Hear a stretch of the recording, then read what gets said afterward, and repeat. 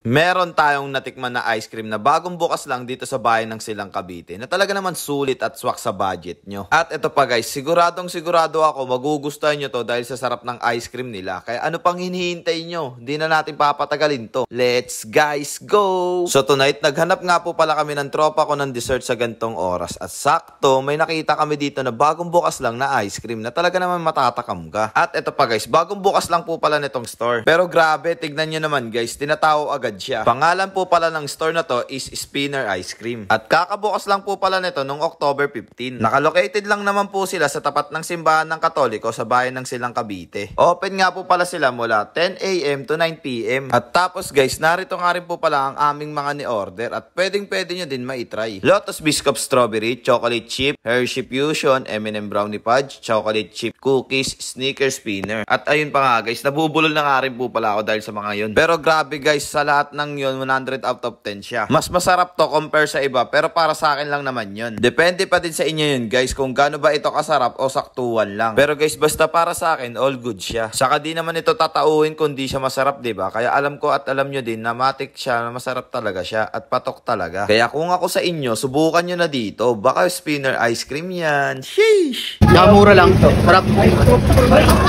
Naman natin ngayon yung Coke float nila ng Spinner. And guys, oh, spin din natin yan, syempre. Kaya ang spinner eh. Ayan guys, tikman natin.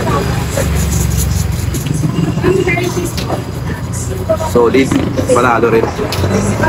Wala na akong masabi pero goods to goods.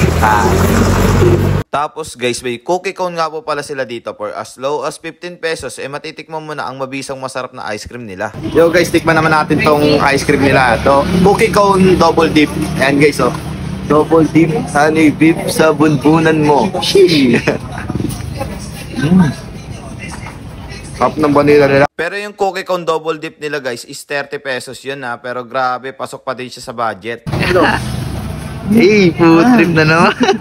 So paano guys, hanggang dito na nga lang din po pala tayo. Kita-kits ulit sa next vlog. So again, this is Ajak TV. Thank you for sunshine, thank you for rain, thank you for joy. Ingat, salamat, bye-bye, ble!